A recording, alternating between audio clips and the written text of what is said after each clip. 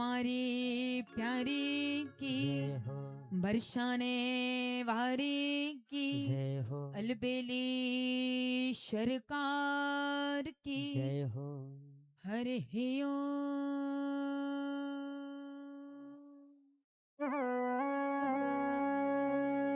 श्री गणेशाय नमः।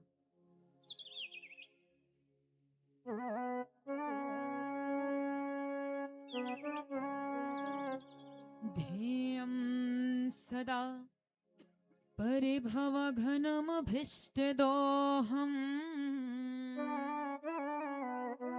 तीर्थास्पदं शिव विरिञ्चिनुतं शरण्यम् भृत्यार्थिः प्रणतपाल भवाब्धिपोतम् वन्दे महापुरुषते चरणारविन्द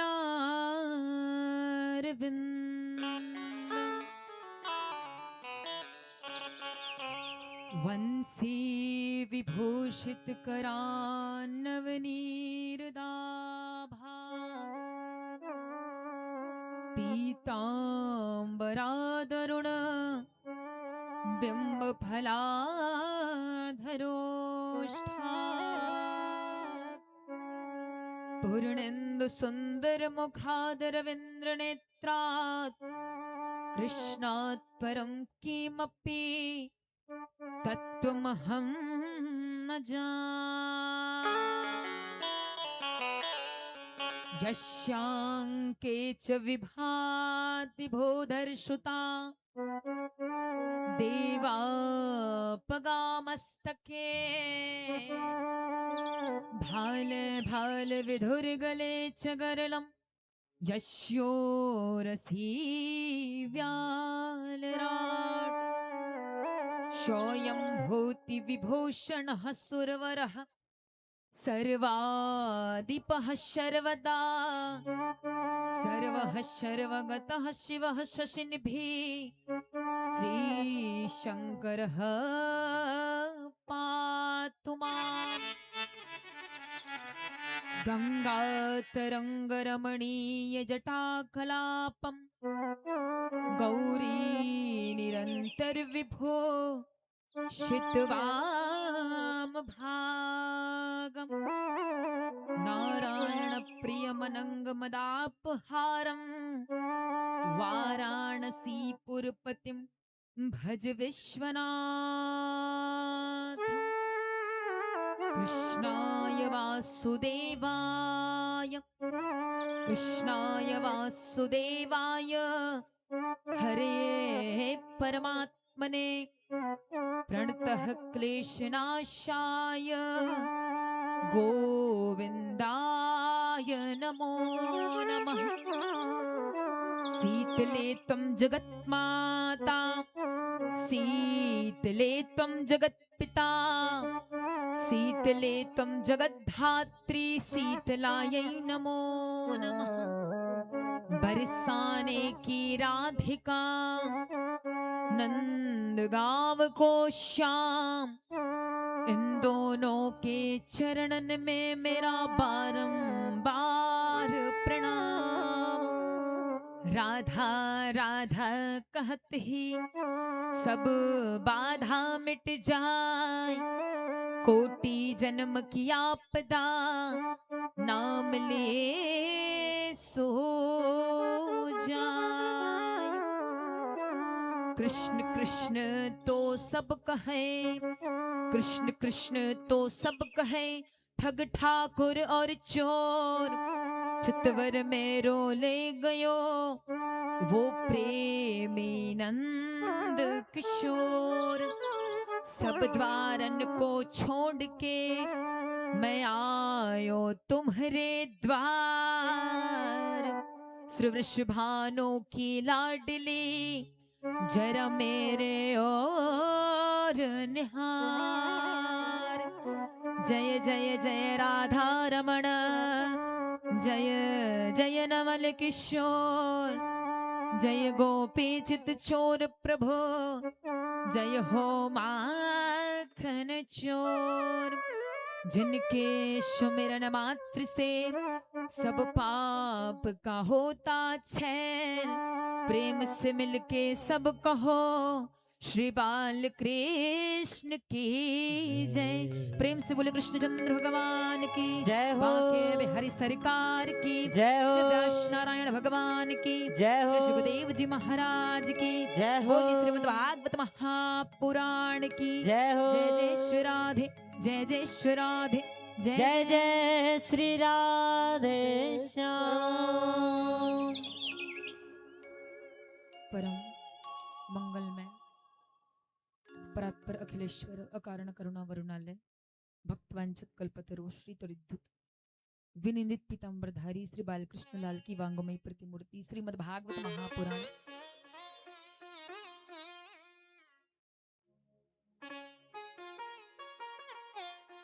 के पावन पवित्र गंगा में अवगाहन के लिए पधारे हुए समस्त धर्म प्रेमी भक्तजन, करुणामयी ममतामयी वात्सल्यमयी स्नेही माताएं एवं नव पुष्पों की तरह खिले हुए नन्हे मुन्ने बालक बालिकाओं, आप सभी के हृदय में विराजमान श्री राधा माधव भगवान के युगल चरणारविंद में मेरा कोटि कोटि नमन।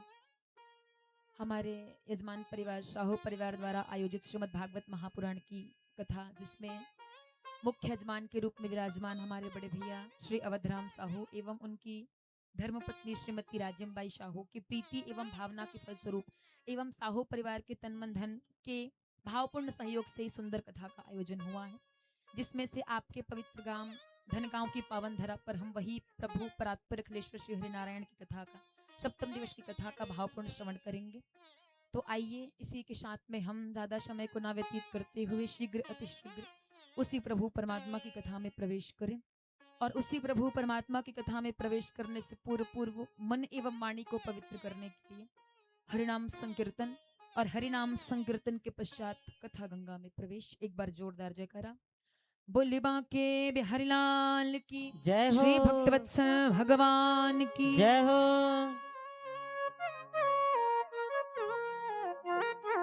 सभी तालियों का सहयोग करते हुए हे बांके बिहारी गिरधारी हो, प्यार तुम्हारे चरणों में। हे बांके बिहारी गिरधारी हो, प्यार तुम्हारे चरणों में। नटवर मधुसूदन बनवा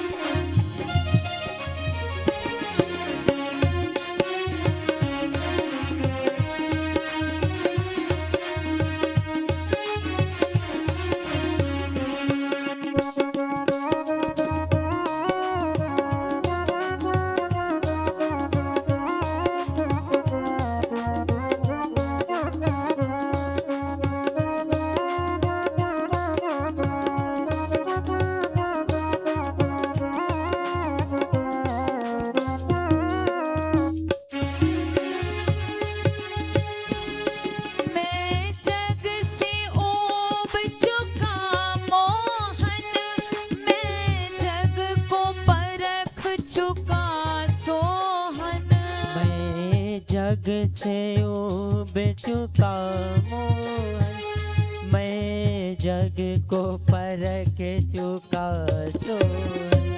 मैं जग से ऊब चुका मोहन, मैं जग को परख चुका सोहन। मैं जग से ऊब चुका मोहन, मैं जग को परख चुका सोहन। अब शरण तिहारी बनवारी, अब शरण तिहारी बनवारी, हो प्यार तुम्हारे चरणों में, हे बाके बिहारी गिरधारी हो प्यार तुम्हारे चरणों में। नटवर मधुसूदन बनवारी, हो प्यार तुम्हारे चरणों में। नटवर मधुसूदन बनवारी हो प्यार तुम्हारे चरणों में।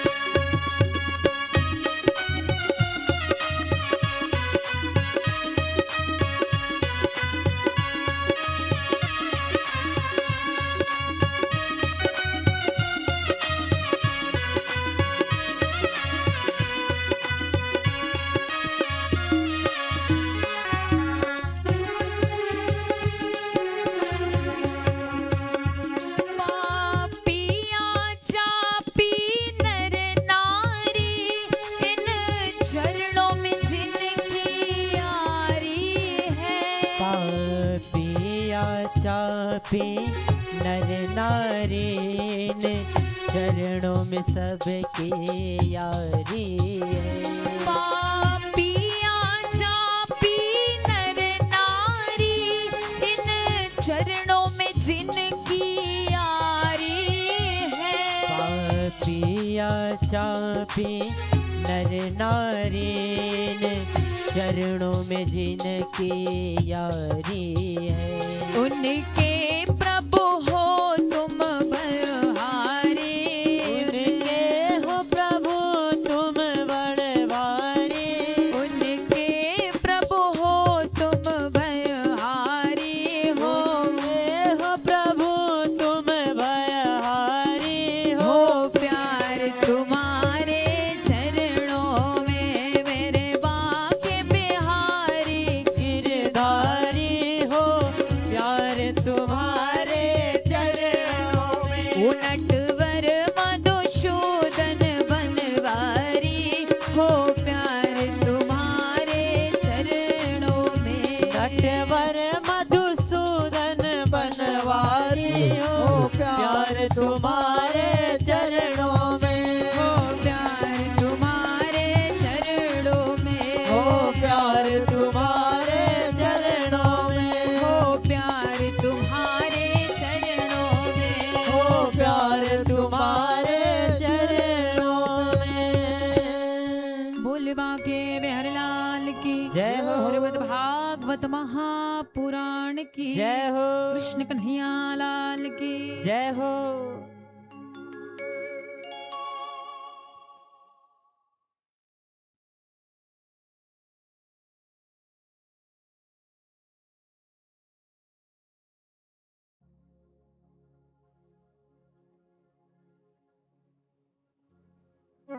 श्री राधे बोले बांके बिहारी लाल की, श्रीमद् भागवत महापुराण की जय हो। श्री राधे। आइए महात्मा दिवस की कथा गंगा में प्रवेश करते हैं।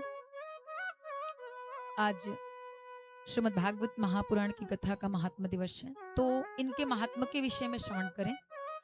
सर्वप्रथम एक बात बताइए कि श्रीमद् भागवत है क्या? क्या है श्रीमद् भागवत? भागवत जी की कथा में प्रवेश करने से पूर्व उनका अर्थ जान लें, उनका महत्व समझ लें कि क्या है भागवत। तो पहला प्रश्न यहाँ पे बनता है महाराज कि भागवत है क्या? किसे कहते हैं भागवत? क्या है भागवत?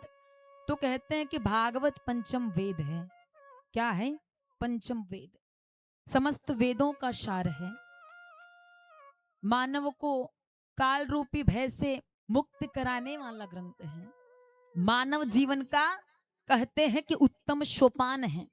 कितने अक्षर के भागवत? 4 अक्षर का। भा, ग, व और त।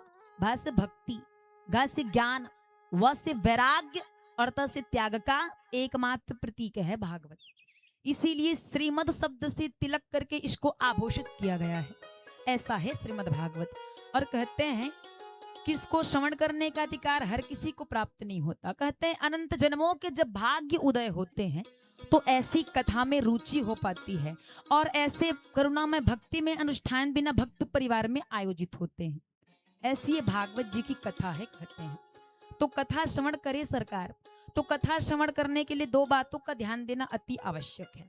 कथा जब कभी भी सुने महाराज, तो कथा को कभी मनोरंजन की दृष्टि से श्रवण नहीं करना चाहिए, क्योंकि जो लोग कथा को मनोरंजन की दृष्टि से श्रवण करते हैं वो कथा का अपराध करते हैं। कथा सुनो तो आत्म दृष्टि से सुनो। कथा इस भावना से सुनो कि कथा श्रवण करने के पश्चात हमारे जीवन में किंचित परिवर्तन आए, और उसी भावना से सुने जाने वाली जो श्रीमद् भागवत जी की कथा है ना, वही सार्थक है, कहते हैं। इसीलिए आइए कथा गंगा में प्रवेश करें। और कथा गंगा में प्रवेश करने से पूर्व आपको एक बात से अवगत करा दें कि कथा के मध्य मध्य में, कथा के बीच बीच में आपको राधे राधे का उच्चारण करना है। क्योंकि क्या है, ज्यादा समय तक बैठ करके कथा सुनते हैं, अत्यधिक समय तक बैठ करके कथा रसवादन करते हैं, तो होता क्या है, निद्रा देवी कथा में आके व्यवधान उत्पन्न करती है। तो निद्रा देवी कथा में व्यवधान उत्पन्न ना करें, इसीलिए बीच बीच में राधे राधे का उच्चारण आप सबको करना है। एक बार जोरदार पुनः बोले राधे राधे। आइए कथा गंगा में प्रवेश करें। तो श्रीमद् भागवत जी का प्रथम श्लोक क्या कहता है? सच्चिदानंद रूपाय, सच्चिदानंद रूपाय विश्वोत्पत्त्यादिहेतवे तापत्रय विनाशाय श्री कृष्णाय वयं नमः। अर्थात श्रीमद् भागवत जी का प्रथम श्लोक क्या कह रहा है? महाराज, हम बात बात पे कहा करते हैं सच्चिदानंद सच्चिदानंद और सच्चिदानंद, लेकिन सच्चिदानंद का वास्तविक तात्पर्य क्या है, अर्थ क्या है, हमें पता नहीं है। तो क्या है सच्चिदानंद? पहले इनका अर्थ जान ले। चित्त और आनंद को तो छोड़ो महाराज, पहले सत्य का ही अर्थ बता दो कि सत्य क्या है। तो महाराज सत्य कहते हैं अविनाशी को। जो पहले सत्य था, मध्य में सत्य है, और जो अंत में बचेगा वो ही सत्य ही बचेगा। अर्थात जो त्रिकाला बाधित है, जो तीनों अवस्थाओं में है, उसी को महाराज सत्य कहा गया है। जो भूतकाल में भी था, जो वर्तमान में भी है, और जो आने वाले भविष्य में भी बचेगा, वही सत्य है। जिनका कभी खंडन नहीं होता महाराज, वो सत्य है। और सत्य कौन है? तो सत्य केवल और केवल हमारे माधव सेठ हैं, हमारे गोविंद हैं। इनको छोड़ करके कोई दूसरा सत्य तो है नहीं। आप कहोगे कि हम यहाँ पर आपके सन्मुख बैठ करके श्रीमद् भागवत जी की कथा का रसस्वादन कर रहे हैं, इसका मतलब हम सत्य हैं, तो आप सत्य नहीं हो सकते। क्यों? क्योंकि आपकी अवस्थाओं में परिवर्तन हुआ है। पहले आपकी अवस्था क्या थी? बोले बाल्यावस्था थी। बाल्यावस्था परिवर्तित हुई, कौन सी अवस्था में आए महाराज? युवावस्था में। युवावस्था निकली, वृद्धावस्था में आए। वृद्धावस्था के बाद आपका शरीर नहीं रहेगा। तो बोलो आप सत्य हुए क्या? नहीं, तीनों अवस्थाओं में आपके शरीर में परिवर्तन हुआ है। तो सत्य कौन है? जो कभी परिवर्तनशील नहीं होता, जो हमेशा एक ही स्थिति में अनंत अखंड जो बना रहता है, वही सत्य है। और वो सत्य तो केवल और केवल हमारे माधव सेठ हैं, हमारे गोविंद हैं महाराज। उनको छोड़ करके कोई दूसरा सत्य तो है ही नहीं, इसीलिए सत्य भी उनको कहा है। और चित्त का अर्थ क्या है? किसको कहते हैं चित्त? चित्त का अर्थ होता है प्रकाश, उजाला। जैसे हमको कोई पुस्तक का अध्ययन करना होता है, पढ़ना होता है, तो किसकी सहायता लेते हैं महाराज? प्रकाश की, उजाले की। विदाउट प्रकाश के तो हम उसको पढ़ नहीं सकते ना। यदि आपको कोई अंधेरे कमरे में बिठा दे, अंधेरे कमरे में बिठा करके आपको कहे कि बायोलॉजी की बुक को आपको पढ़ना है, तो क्या पढ़ पाओगे? नहीं पढ़ पाओगे। क्यों? क्योंकि आपके पास प्रकाश की आवश्यकता, प्रकाश का प्रबंधन नहीं है। जब प्रकाश आपके समीप होगा तब आप उस पुस्तक को पढ़ सकते हो। लेकिन हमारे भगवान कैसे हैं? वो स्वयं प्रकाशवान है, प्रकाश के स्वरूप हैं। उनको किसी भी प्रकार के प्रकाश की कोई आवश्यकता नहीं पड़ती। इसीलिए चित्त भी हमारे गोविंद। और महाराज तीसरा है आनंद। आनंद क्या है? आनंद की परिभाषा हम संसारियों से अतिरिक्त कोई और बता नहीं सकता, क्योंकि हम बात बात पे कहा करते हैं आनंद। भरपेट भोजन मिल गया तो कहते हैं आनंद है। डंडप की ऊंची गद्दी मिल गई सोने को तो कहते हैं आनंद है। तो वास्तविकता में क्या यही आनंद है? महाराज आनंद है क्या? कहते हैं कि आनंद अप्रकट स्वरूप है। आनंद किसी को दिखाई नहीं देता। कहते हैं कि आत्मा के ज्ञान के स्वरूप को ही वास्तविकता में आनंद बताया गया है। और कहते हैं कि इस आनंद की प्राप्ति हर किसी को नहीं होती, लेकिन जिसको हो गई महाराज, मानो वो भवसागर से कहते पार है। ये है आनंद। तो कहते हैं कि सत्यचित्त आनंद स्वरूप भगवान, जिन्होंने इस विश्व को बनाया है, जो इस विश्व का पालन करने वाले हैं, तापत्रय विनाशाय, तीनों प्रकार के तापों को विनष्ट करने वाले हैं। ये तीन प्रकार के ताप कौन कौन से हैं महाराज? कहते हैं ना, दैहिक दैविक भौतिक तापा, दैहिक दैविक भौतिक तापा, दैहिक दैविक भौतिक तापा, दैहिक दैविक भौतिक तापा, राम राज का हौ नहीं व्यापा, राम राज का हो नहीं व्यापा, राम राज का हौ नहीं व्यापा, राम राज का हो नहीं व्यापा। कहते हैं महाराज ये तीन प्रकार के ताप हैं। इन तीन प्रकार के तापों को विनष्ट करने वाले कौन है? हमारे गोविंद हैं। और ये तीन प्रकार के ताप कैसे हैं? आध्यात्मिक ताप, आदि दैविक ताप, आदि भौतिक ताप। और इन तीन प्रकार के तापों के चलते संसार का ऐसा कोई भी व्यक्ति नहीं है जो यह कह सके कि मैं सुखी हूं। तभी तो कहते हैं ना, क्या कहते हैं? कोई तन दुखी, कोई मन दुखी, कोई धन बिन रहत उदास, थोड़े थोड़े सब दुखी, तो सुखी कौन? तो कहते हैं सुखी राम के दास। कहते हैं महाराज कि इन तीन प्रकार के तापों के चलते संसार का ऐसा कोई भी व्यक्ति नहीं है जो यह कह सके अपने छाती पे हाथ रख के कि मैं सुखी हूँ। कहते महाराज इन तीन प्रकार के तापों के चलते संसार का हर कोई व्यक्ति दुखी है। कोई तन दुखी, तन दुखी बोले तो ये देह में आने वाला ताप, दैहिक ताप। किसी को शुगर रूपी बीमारी ने घेर के रखा है, किसी को कैंसर रूपी बीमारी ने घेर के रखा है, किसी को ब्लड प्रेशर है। महाराज जी कैंसर तो ऐसी खतरनाक बीमारी है कि यदि किसी को पकड़ ले तो फिर 6 महीने में बोलो जय जय श्री सीताराम। तो ये है दैहिक ताप, देह में आने वाला ताप।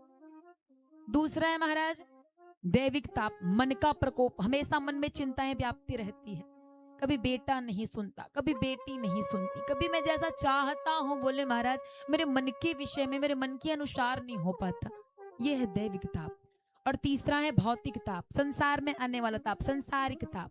और कहते हैं इस भौतिक ताप से हर कोई पीड़ित है, हर व्यक्ति पीड़ित है महाराज। दैहिक ताप बोले महाराज तो दैहिक ताप का उदाहरण सुन लो। सेठ जी महाराज हैं, सेठ जी के पास सब कुछ है, कार है, व्यापार है, मोटर है, चाकर है, धन है, दौलत है, किसी प्रकार की कमी नहीं है। सेठ जी के नाती का जन्मोत्सव आया। सेठ जी नाती का जन्मोत्सव मनाने में बड़े उद्युम्न हैं, बड़े तत्पर हैं, है ना।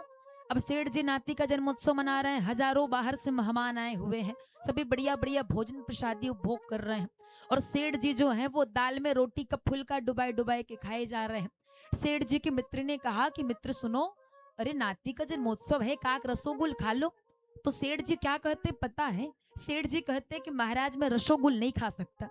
अगर मैं रसोगुल खा गया तो अभी यही मेरा प्राणांत हो जाएगा। क्यों? क्योंकि मेरे शरीर को शुगर रूपी बीमारी ने घेर करके रख लिया है। बोलो ये है महाराज दैहिक ताप। सब कुछ है लेकिन मन में चिंता व्याप रही है, इसको दैहिक ताप कहते हैं। और दूसरा है दैविक ताप। पिताजी चाहते हैं कि भक्त खानदान में मेरे बेटे का विवाह हो जाए, भक्त खानदान से बहुरी आएगी तो परिवार को संभाल लेगी। लेकिन बेटा क्या करता है? घर में काम करने वाली नौकरानी के ऊपर में नजर गड़ा के रखता है। पिताजी गए महाराज 4 धाम की यात्रा करने, तो पिताजी गए तो बेटे ने महाराज इधर अपनी यात्रा कर ली। पिताजी आए तो पता चला कि बेटे ने कार्य करने वाली, घर में काम करने वाली नौकरानी के साथ में ब्याह रचा के बैठे। बोलो भक्त और भगवान की।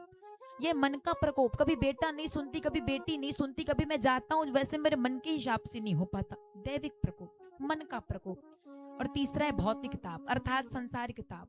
जैसे एक मजदूर है बेचारा, दिन भर जान से जोखिम भरा कार्य करता है, बड़ी बड़ी मल्टी डोरे बिल्डिंगें बनाता है, और इतने कार्य करने के पश्चात उनको मिलते हैं दिन के 50 रुपए। और 50 रुपए को घर लाता है तो घर लाते वक्त विचार करता है इस 50 रुपए में इस महंगाई के जमाने में क्या हो, इसे क्या खुद खाऊं, क्या बेटे के लिए बचाऊं, क्या पत्नी के लिए बचाऊं, क्या करूं। ये विचार वो मजदूर करता है। तो कहते हैं ये भौतिक ताप है। धन बिन रहत उदास। संसार का हर व्यक्ति महाराज इन तापों से पीड़ित है। और कहते हैं कि इन तापों से यदि छुटकारा चाहना है ना महाराज, छुटकारा चाहते हो तो भगवान श्री हरि के शरणागत हो जाओ, क्योंकि इन 3 तापों को विनष्ट करने वाले वही हमारे परमात्मा हैं। तभी तो कहते हैं ना क्या कि सत्यचित्त आनंद स्वरूप भगवान जिन्होंने इस विश्व को बनाया है, इस विश्व की उत्पत्ति की है, तीनों प्रकार के तापों को विनष्ट करने वाले हैं। ऐसे श्री हरि को हम बारंबार प्रणाम करते हैं। लिखा है कि श्री कृष्णाय वयम नुमः। वयम नुमः अर्थात हम सब उनको प्रणाम करते हैं। एक बार जोरदार जयकारा बोल कृष्ण कन्हैया लाल की जय हो। इधर आइए महाराज, हम उसी पावन पवित्र भूमि पर चलें, नैमिषारण्य की पावन भूमि पर, जहाँ पे 88,000 संत महंत विराजमान हैं और बड़ी लंबी लंबी आयु के संत महंत विराजमान हैं। और उन्हीं बड़े बड़े संत महंतों के मध्य जो है वो 20 वर्षीय आदरणीय युवा श्री सूत जी का आगमन होता है। ये सूत जी महर्षि वेदव्यास जी के परम प्रिय शिष्य हैं। और जब सूत जी का पदार्पण हुआ, सूत जी का आगमन हुआ, तो जितने भी बड़े बड़े लंबी लंबी उम्र वाले साधु संत महंत बैठे थे ना, वे सभी अपने अपने स्थान पे खड़े हो गए। और जब सूत जी का आगमन हुआ तो बड़े बड़े संत महंत जो थे वो युवा सूत जी का आगमन करने लगे, स्वागत करने लगे। तो सूत जी महाराज कहने लगे, महाराज मुझे समझ में नहीं आता, आप इतने बड़े बड़े संत महंत हो और आप मुझे देख करके महाराज मेरा स्वागत कर रहे हो, इतना सम्मान मुझे दे रहे हो, मुझे समझ में नहीं आता। तो सूत जी की बात को सुनकर के उसमें से एक मुख्य ऋषि आए जिनका नाम है शौनक ऋषि। और वो शौनक ऋषि जो है वो सूत जी से कहने लगे कि महाराज कि धन वृद्धा, बल वृद्धा, आयु वृद्धा तथैव च, और तेश्वर्य विपी ज्ञान वृद्धा किंकरा शिष्य किंकरा।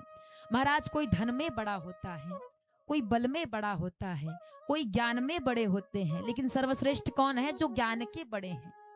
शौनक जी ने कहा महाराज आप देखने में तो छोटे लगते हो, लेकिन मनुष्य के हृदय में जो अज्ञानता रूपी अंधकार छिपा हुआ है महाराज, उसको दूर करने में आप करोड़ों सूर्य के समान हो। इसीलिए महाराज आप हमें कोई ऐसा मंगलमय दिव्य प्रसंग सुनाओ जिस प्रसंग को सुनकर के हमको भगवत प्राप्ति हो जाए, श्री कृष्ण की प्राप्ति हो जाए। यही बात जो है शौनक जी ने सूत जी से किया।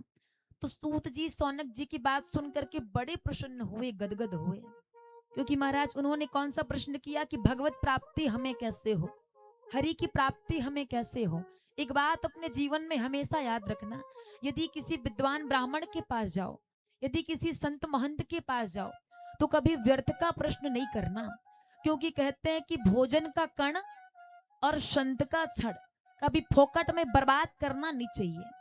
क्योंकि जिस भोजन के कण को आपने थाली में यूं ही छोड़ दिया है ना, उस भोजन के कण के लिए कहीं पे मारा मारी तक की हो रही है। और जिस संत के क्षण को आपने अपने फोकट के प्रश्न को करके बर्बाद कर दिया है ना, बोले उस क्षण में किसी अन्य व्यक्ति का कल्याण भी हो सकता था। इसीलिए कहते हैं कि भोजन का कण और संत का क्षण तो कभी व्यर्थ जाने नहीं देना चाहिए। और यही विचार करके सूत जी से सौनक जी ने बड़ा उत्तम प्रश्न किया कि महाराज भगवत प्राप्ति कैसे हो, संसार के लोगों को भगवान की प्राप्ति कैसे हो, श्री हरि कैसे मिले, केवल आप इतना बताओ। तो सूत जी महाराज बड़े प्रसन्न हुए और प्रसन्नता पूर्वक कहने लगे, महाराज आपने बड़ा सुंदर बड़ा उत्तम प्रश्न हमसे किया है। क्योंकि वास्तविकता में हम अपने जीवन में क्या करते हैं, हमने अपने जीवन के पहलुओं को कभी समझने का प्रयास नहीं किया कि परमात्मा ने हमको ये मनुष्य का शरीर आखिर दिया है तो किस लिए दिया है। हम लोग जन्म लेते हैं, बाल्यावस्था पार करते हैं, युवावस्था आती है, युवावस्था को भोगते हैं, वृद्धावस्था आती है, वृद्धावस्था के बाद शरीर साथ छोड़ देता है, परमात्मा के धाम को विलीन हो जाते हैं। लेकिन ये समझने का प्रयास, जानने का प्रयास नहीं करते। अपने जीवन के पहलुओं को हम नहीं समझते कि परमात्मा ने हमको ये मनुष्य का शरीर आखिर दिया है तो दिया किस लिए है। हंसते गाते चलते फिरते सोते सारे क्रियाओं का भोग करते करते जीवन व्यतीत कर देते, लेकिन कभी जानते नहीं है कि जीवन क्या है। कुछ व्यक्ति तो ऐसे भी हैं कि हर रविवार के दिन में ताश जुआ खेलेंगे, ताश जुआ खेलते खेलते महाराज 4-5 घंटे का समय कैसे व्यतीत होता है पता नहीं चलता। अरे महाराज 12-12 घंटे उसी स्थान पे बैठे रहते हैं, ऐसे भी लोग हैं। लेकिन अगर वहीं कहीं व्यक्ति कथा पंडाल में धोखे से आके बैठ जाए तो बार बार 1000 बार घड़ी देखते हैं कि कितने बार समय हो महाराज आरती हो और यहाँ से उठ करके जाए।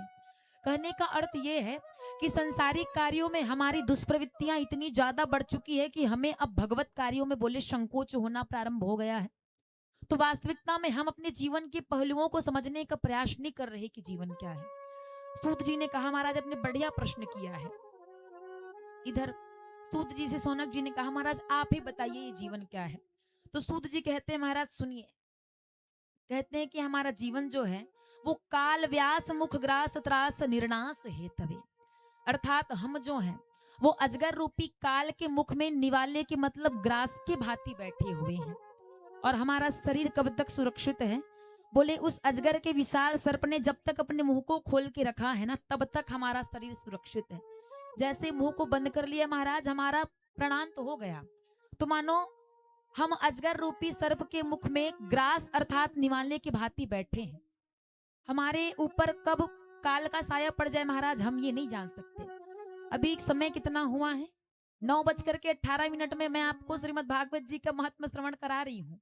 10:18 में मुझे क्या हो जाएगा मुझे पता नहीं है। जीवन के एक एक क्षण का भरोसा नहीं है महाराज। हमारा जीवन क्या है, हमारा जीवन यही तो है। हमारे जीवन का एक क्षण एक मिनट का हमको भरोसा नहीं है।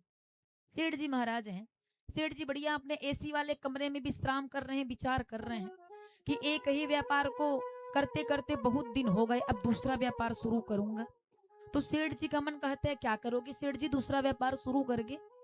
तो सेठ जी कहते नहीं नहीं महाराज मुझे दूसरा व्यापार शुरू तो करना पड़ेगा। मन ने कहा क्या करोगे व्यापार शुरू करने के लिए। सेठ जी कहते हैं कि हाईवे का जो 20 एकड़ का जमीन है ना उसको खरीद लूंगा। बोले ठीक है, फिर क्या करोगे।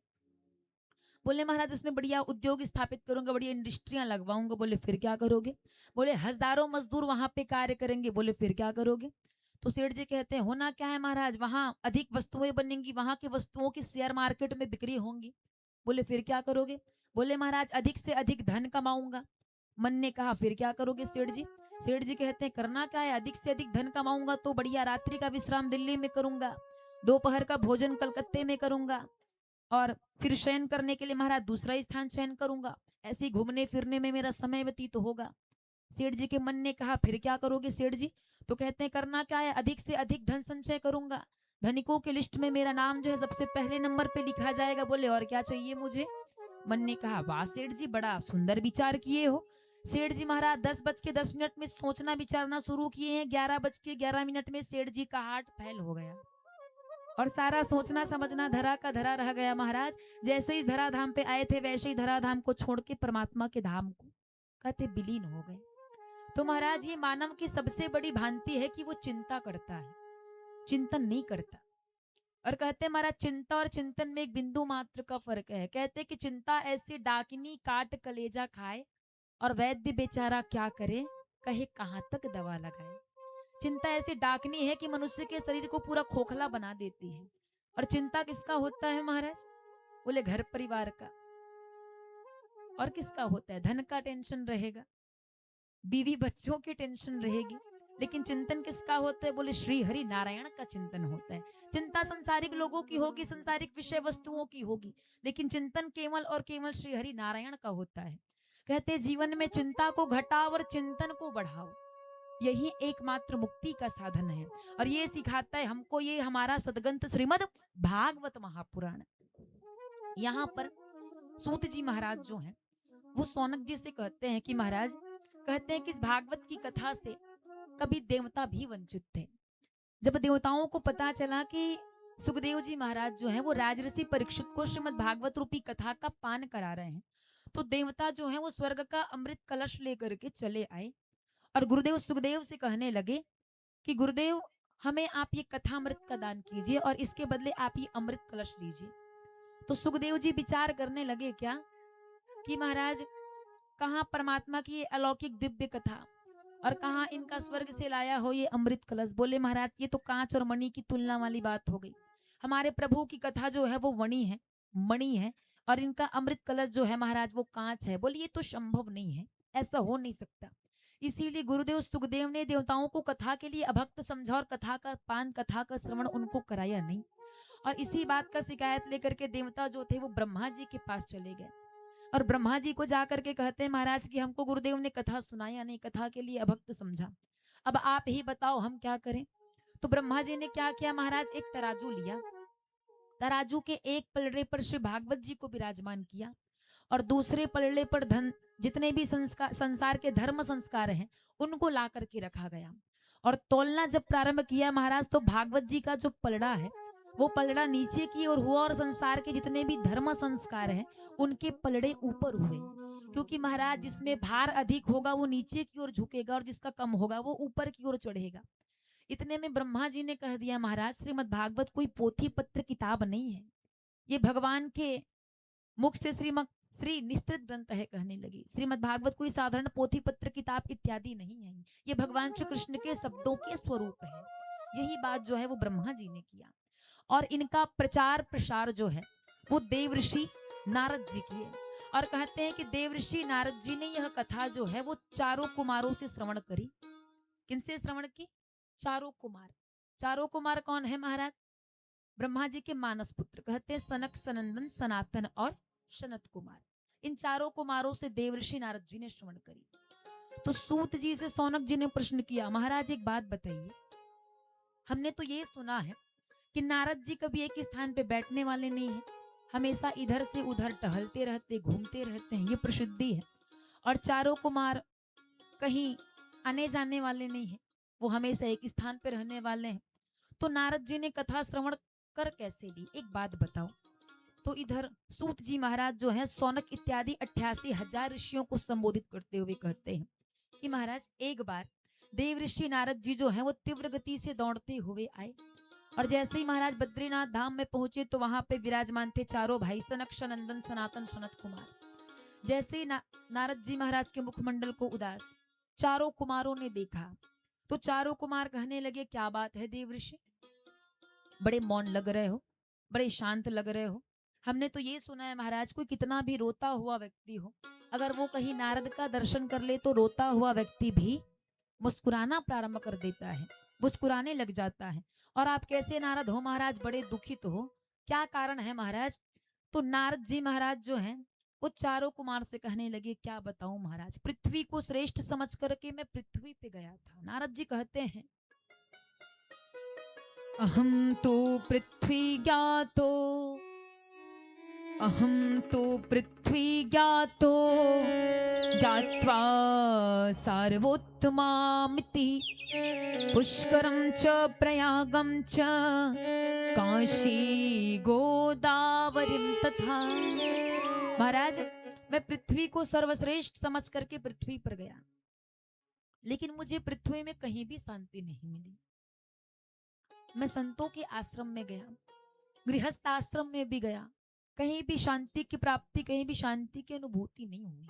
ना कोई सत्य बोलता है, ना कोई धर्म कर्म का कार्य करता है, यदि एक बार कोई अपने मुख से सत्य उच्चारित कर दे तो अपने आप को तो मानो राजा हरिश्चंद्र समझ के बैठ जाता है, हैं? एक धर्म का कार्य कर दे तो बार बार उसको गिनता है, लेकिन अधर्म का बोलबाला इतना बढ़ गया महाराज की बता नहीं सकते।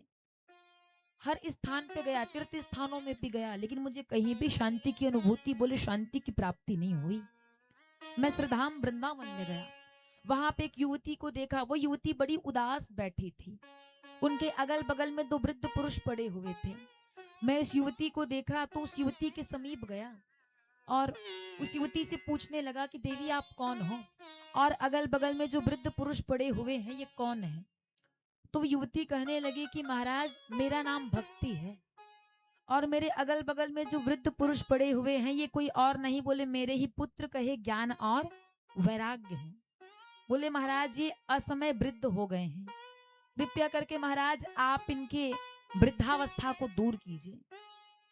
वो युवती मुझसे बार बार निवेदन करने लगी, तो महाराज मैं उनके वृद्धावस्था को दूर करने के लिए हजारों प्रयास किए, वेद का पाठ किया, वेदांत का पाठ किया। बोले महाराज वेद और वेदांत के पाठ से कुछ भी नहीं हुआ। अब समझ में नहीं आता कि भक्ति देवी के मन की कष्ट की निवृत्ति कैसे करूं, और भक्ति देवी के मन के कष्ट की निवृत्ति तभी होगी जब उसके पुत्र ज्ञान और वैराग्य का बुढ़ापा दूर होगा। तो ऐसा कौन सा कार्य करूं कि ज्ञान और वैराग्य का बुढ़ापा दूर हो। वेद वेदांत का पाठ करके बैठा हूं, लेकिन उनसे तो कुछ हुआ नहीं। तो यहाँ पे चारों कुमार जो हैं वो नारद जी से कहने लगे महाराज की सत्कर्म करो, आपको सत्कर्म करना चाहिए। सत्कर्म का उपदेश जो है वो नारद जी महाराज को इधर चारों कुमार करते हुए कहते हैं, सत्कर्म सूचको नूनम ज्ञान यज्ञ स्मृतो बुधे श्रीमद् भागवतालापः शतोगितः शुकादिभिः। महाराज आपको तो सत्कर्म करना चाहिए। सत्कर्म अर्थात आपको साप्ताहिक कथा का वाचन करना चाहिए। श्रीमद् भागवत जी की कथा का आयोजन उनके लिए करना चाहिए महाराज, उनकी वृद्धावस्था को दूर करने के लिए करना चाहिए। तो नारद जी कहने लगे महाराज वेद का पाठ किया, वेदांत का पाठ किया, उससे कुछ नहीं हुआ। तो बोले महाराज सप्ताह ज्ञान यज्ञ का कहीं मैं इनके लिए आयोजन भी कर दूं, श्रवण इनको करा ही दो श्रीमद् भागवत का, तो इनसे महाराज क्या होने वाला है। तो कहते महाराज आपने वेदांत का पाठ किया है, और कहते कि वेद वृक्ष है और उनका पका हुआ फल ही श्रीमद् भागवत है, तो जो कार्य वृक्ष नहीं कर सकता महाराज वो कार्य फल अवश्य करेगा। तो आपको सत्कर्म करना चाहिए महाराज, बढ़िया कथा का आयोजन करना चाहिए। नारद जी ने कहा ठीक है, बोले कथा का आयोजन करेंगे, लेकिन कहाँ करें। तो कहते महाराज कथा का आयोजन बढ़िया आपको हरिद्वार गंगा तट पे करना चाहिए। तो बढ़िया उसी स्थान पे बढ़िया व्यास मंच लगाया गया और कथा का आयोजन जो है हुआ महाराज। व्यास मंच पे आसीन है चारों कुमार, शनक सनंदन सनातन सनत कुमार, और नारद जी महाराज जो हैं वो ज्ञान और वैराग्य के बुढ़ापे को दूर करने के लिए महाराज इसका आयोजन किया। और भक्ति देवी से कहने लगे कि देवी आप आकर के बढ़िया अपने स्थान जमा लीजिए, स्थान में विराजमान हो जाइए, और मैं आपके पुत्रों के बुढ़ापे को दूर करने के लिए बढ़िया इस कथा का आयोजन कर रहा हूँ, बढ़िया बैठ करके श्रवण कीजिए। अब बढ़िया स्थान जमा करके भक्ति देवी अपने पुत्र ज्ञान और वैराग्य को साथ में लेकर के बढ़िया बैठी है। चारों कुमार कथा कर रहे हैं, नारद जी कथा सुन रहे हैं बढ़िया बैठ करके। अब जैसे ही संतों को पता चला महाराज, धीरे धीरे हजारों संतों की भीड़ वहां पे जम गई। कुंभ के जैसा वातावरण बन गया महाराज, हजारों लाखों करोड़ों की संख्या में बढ़िया श्रवण करने के लिए संतों की भीड़ पहुंची। संतों की भीड़ पहुंची, बढ़िया कथा श्रवण कर रहे हैं महाराज। चारों कुमार व्यासासन पे विराजमान है, नारद जी महाराज भक्ति देवी ज्ञान और वैराग्य इत्यादि बैठ करके कथा श्रवण कर रहे हैं। नारद जी महाराज जो है वो चारों कुमारों से कहते हैं कि महाराज वैसे तो आपने बताया कि शास्त्रों में कभी शंका नहीं करनी चाहिए, मैं शास्त्रों में शंका नहीं कर रहा हूँ, लेकिन मेरे मन में जिज्ञासावश प्रश्न उत्पन्न हो रहा है, वही प्रश्न मैं आपसे करना चाहता हूँ।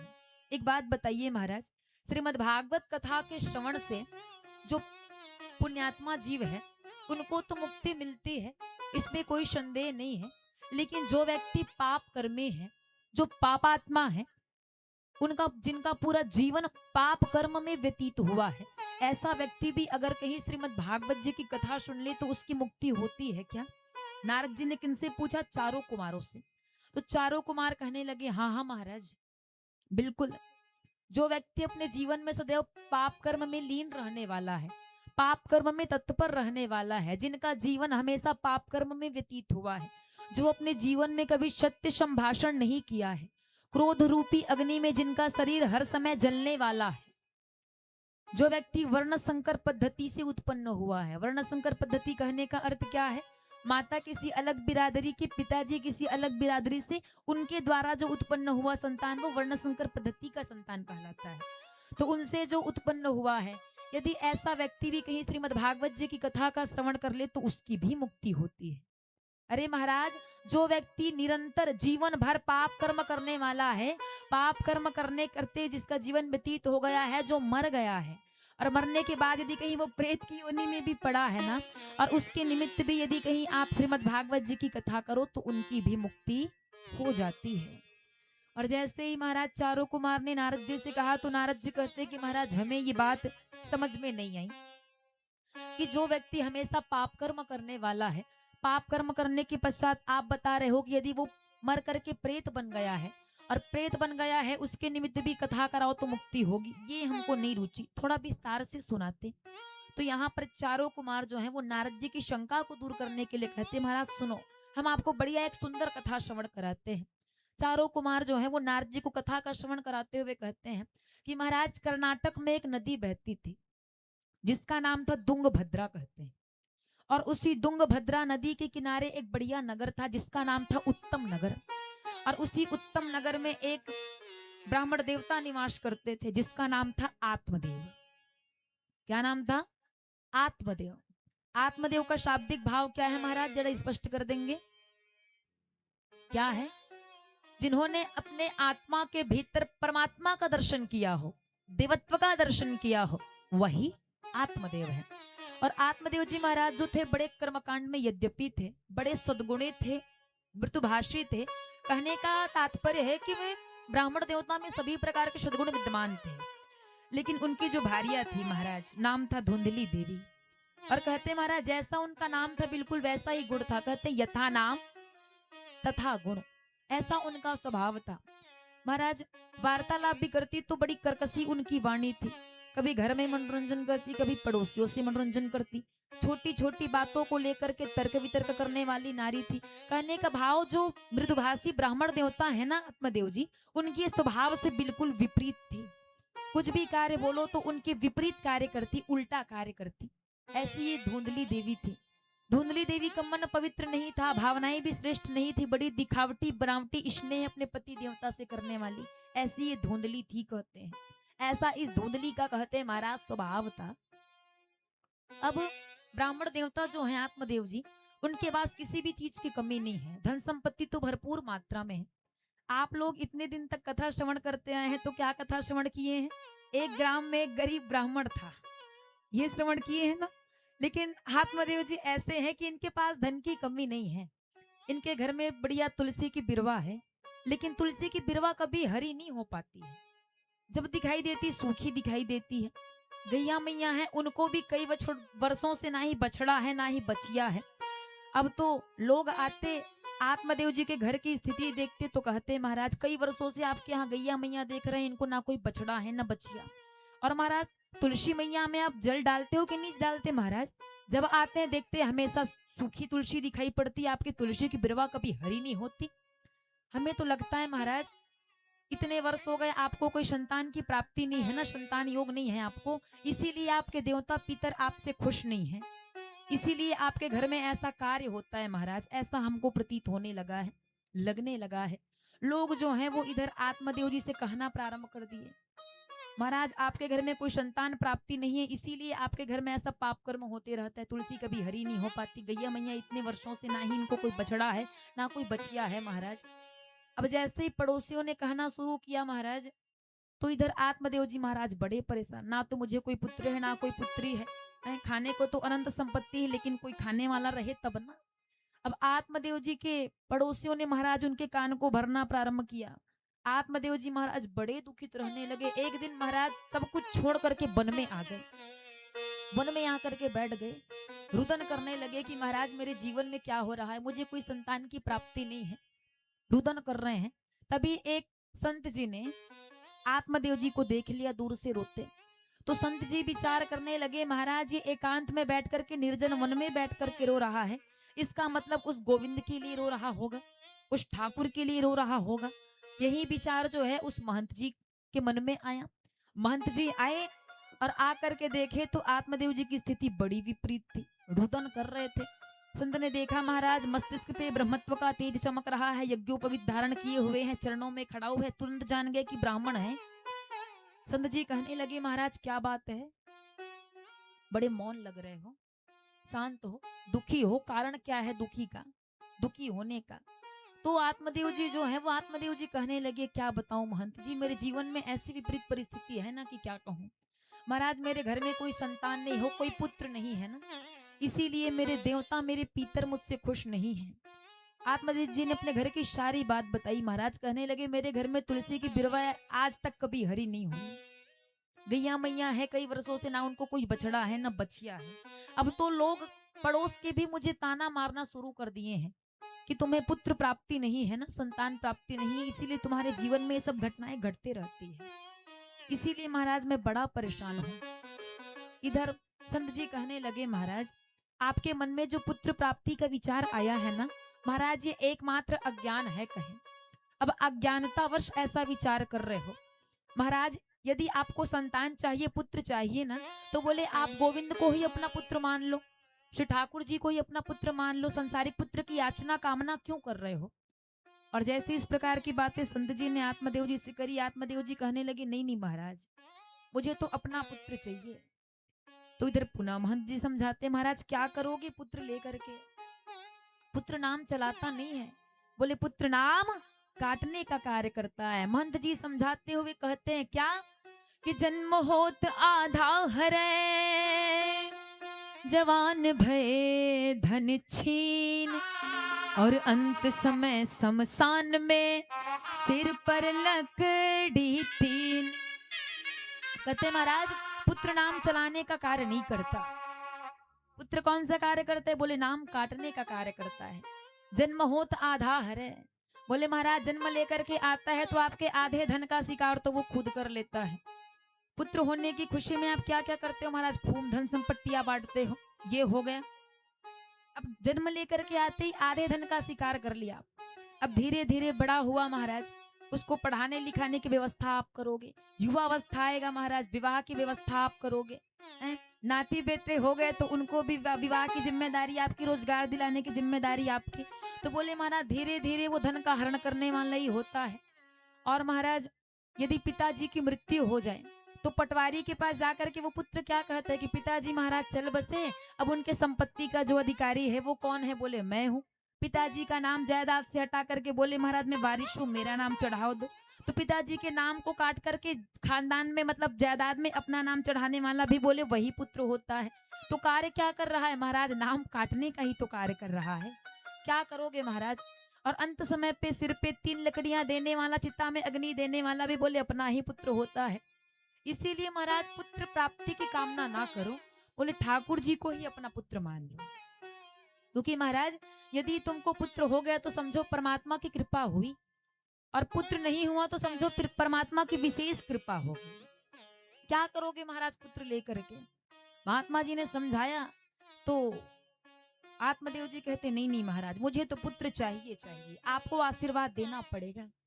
मंद जी कहते महाराज मैं विचार कर रहा था, निर्जन मन में बैठ करके रुदन कर रहा है तो उस ठाकुर के लिए रो रहा होगा, लेकिन ये तो अपने बेटे के लिए बोले पुत्र के लिए रो रहा है, ये कैसा प्राणी है। मंद जी कहते महाराज मैं तुम्हारी मस्तिष्क रेखा देख रहा हूँ तो मुझे ऐसा लग रहा है कि तुम्हें इसी जन्म में नहीं अगले वाले 7 जन्मों में कोई संतान योग का प्राप्ति नहीं, बोले संतान सुख आपको है ही नहीं। और जैसे ही इस प्रकार की बातें जो है वो महंत जी ने संत जी ने उस आत्मदेव जी से किया तो आत्मदेव जी कहते हैं महाराज आप ऐसी वार्तालाप ना कीजिए, वरना सत्य सत्य कहता हूँ यहीं पे सिर पटक करके अपने पंचभौतिक शरीर का त्याग कर दूंगा, फिर ब्रह्म हत्या का कलेश आपको उठाना पड़ेगा। अब तो महाराज महंत जी कहने लगे महाराज तुम किस कार्य में मुझे फंसा रहे हो, मुझे लगा था गोविंद प्राप्ति के लिए अकेले में रो रहा है तो ठाकुर प्राप्ति के लिए रो रहा होगा, लेकिन तुम तो पुत्र प्राप्ति के लिए रो रहे हो। महाराज लगता है मुझे कुछ करना पड़ेगा। आत्मदेव जी कहते हैं आप तो संत हो, आप चाहो महाराज तो बिगड़ी रेखा बना सकते हो, किस्मत की रेखा परिवर्तित कर सकते हो, संत हो, महंत हो। बोले महाराज हमको कोई ऐसा आशीर्वाद दो कि हमको बढ़िया पुत्र हो जाए। तो महंत जी कहते महाराज मुझे कुछ करना पड़ेगा। तो महंत जी बढ़िया अपने झोली में से एक फल निकाले और फल निकाल करके बढ़िया आत्मदेव जी के हाथों में थमाते हुए कहा कि महाराज इस फल को जा करके अपनी पत्नी को खिला देना। क्या कहा? इस फल को जा करके अपने पत्नी को खिला देना। क्योंकि महंत जी ये बात भली भांति तरीके से जानते थे कि इनकी भारिया जो है स्वभाव से बड़ी विपरीत है इनके, हैं? ये हमेशा तर्क वितर्क करने वाली नारी है, तो बोले इसमें भी तर्क वितर्क करेगी। इसीलिए कहते हैं कि इस फल को जा करके अपनी पत्नी को खिला देना, आपको समय आने पर सुंदर पुत्र की प्राप्ति होगी। इतना कह करके विदा किए और जैसे विदा किए तो आत्मदेव जी बड़े प्रसन्न, प्रमुद, हर्षित और हर्षित मन से आए और वो फल ला करके अपनी पत्नी धुंधली के हाथों में थमा दिया।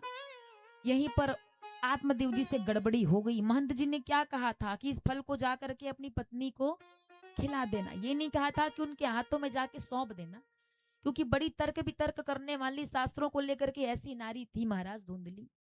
तो उसी फल को थमा दी और कहने लगे कि देवी एक संत का आशीर्वाद है कि इस फल को खाने पे समय आने पर हमको सुंदर पुत्र की प्राप्ति होगी, इसीलिए आप इस फल का पान कीजिए, आप इस फल का उपभोग कीजिए। इतना कह करके आत्मदेव जी चले गए।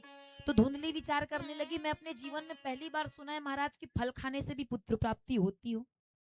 अब जो कोई भी धुंधली के पास में आता तो उनसे पूछना प्रारंभ कर देती क्या फल खाने से भी पुत्र होता है, फल खाने से भी पुत्र होता है। अब एक दिन धुंधली की सखी आई, वो सखी से भी यही वार्तालाप करने लगी कि बहन कि मेरे पति देवताओं को एक संत जी ने बोले बढ़िया फल दिया है और कहा है कि फल खाने से मुझे पुत्र की प्राप्ति होगी, तो ऐसा भी होता है क्या? तो धुंधली की सखी थी बड़ी चतुर। सखी कहने लगी कि क्या तुम बाबा बैरागियों की बात पे विश्वास कर रही हो? बोले ऐसा भी कभी होता है क्या? धुंधली की सखी धुंधली को समझाते हुए कहती क्या है जानते हो? कि खाबे पहिरे ढोंगते, क्या कहती है कि खाबे पहिरे ढोंगते अरे ये जोगे अवधूत अरे अरी बहन मने फलनते कभी होत न देखे पूत। बोले कि ये बाबा बैरागी कहते रहते हैं, मैंने तो अपने जीवन में कभी भी फल खाने से पुत्र होते नहीं सुना। तो इधर धुंधली कहने लगी कि हाँ हाँ बिल्कुल सत्य बात कर रही हूँ, मैंने भी कभी सुना नहीं है। तो बोले क्या किया जाए इस फल का? तो कहते हैं कि इस फल का परीक्षण करना चाहिए। तो धुंधली कहती कि मेरे पति देवता ने मुझे ये फल थमाया है और इसे खाने के लिए कहा है, और वास्तविकता में इस फल को खाने से यदि कहीं पुत्र हो गया तो क्या करें? तो धुंधली की सखी बड़ी चतुर थी। धुंधली की सखी कहती सुन ना बहन, इस फल का परीक्षण करने के लिए हम इसको गैया मैया को खिला देते हैं, और रही बात तुम्हारे पुत्र की ना, तो कहने लगी कि मेरे 6 पुत्र हैं और 7वां मुझे होने वाला है। देख बहन तेरे घर में खाने के लिए अनंत संपत्तियां हैं लेकिन कोई खाने वाला नहीं है, लेकिन मेरे यहाँ खाने वालों की लाइन लगी पड़ी है लेकिन कुछ खाने को नहीं है।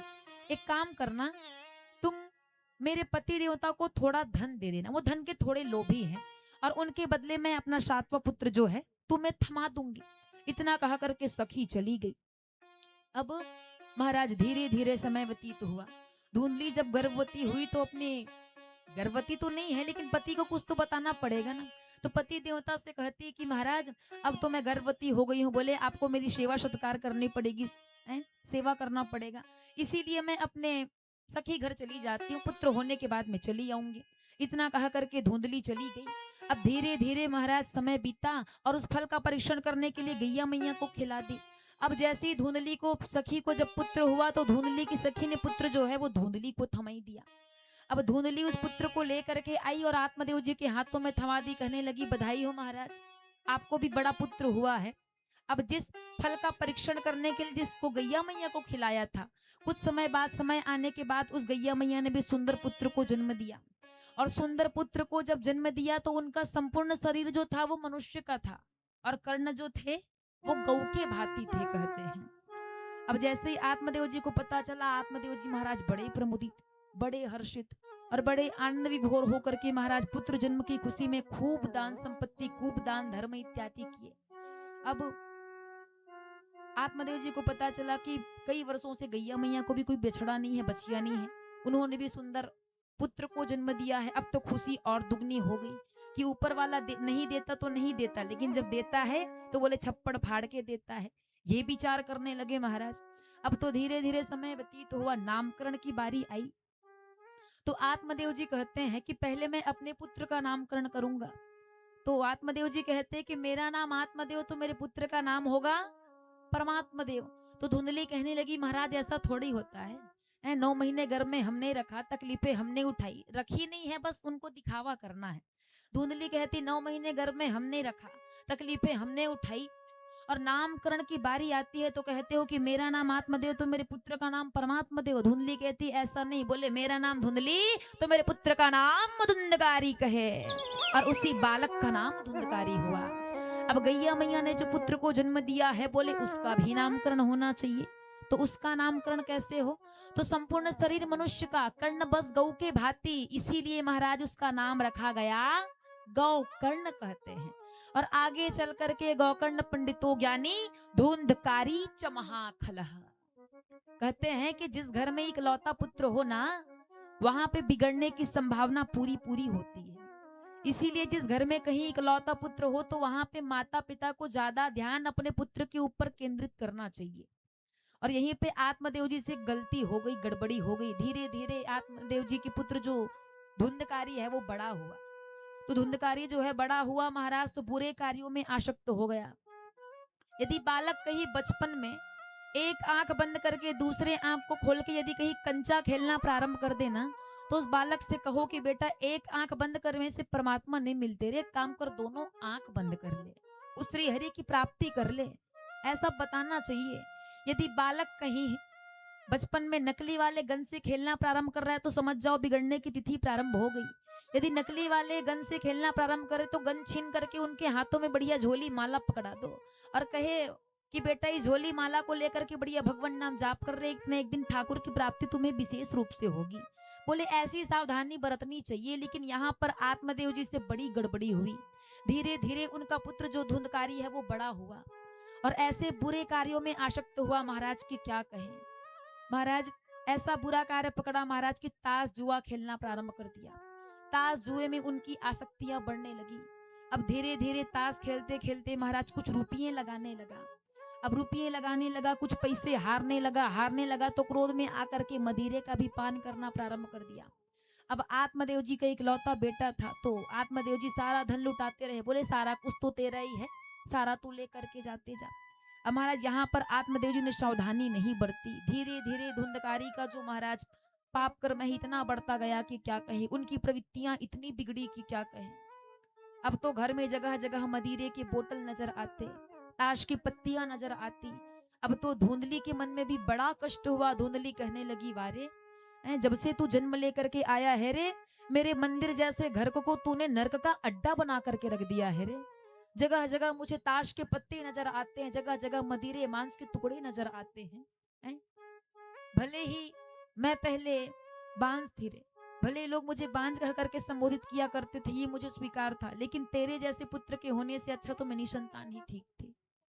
जब से तू जन्म लेकर के आया है मेरे मंदिर जैसे एक ब्राह्मण के घर को, विप्र को घर को तूने नरक का खाना, नरक का अड्डा बना करके रख दिया है। धुंधली के मन में भी बड़ा कष्ट हुआ महाराज। ऐसा ये धुंधकारी हो गया, महान खल हो गया कहते हैं। खल का अर्थ क्या है? जिसका काम है खाना और लड़ना। ख से खाना और लड़ से लड़ना, बोले वही खल है।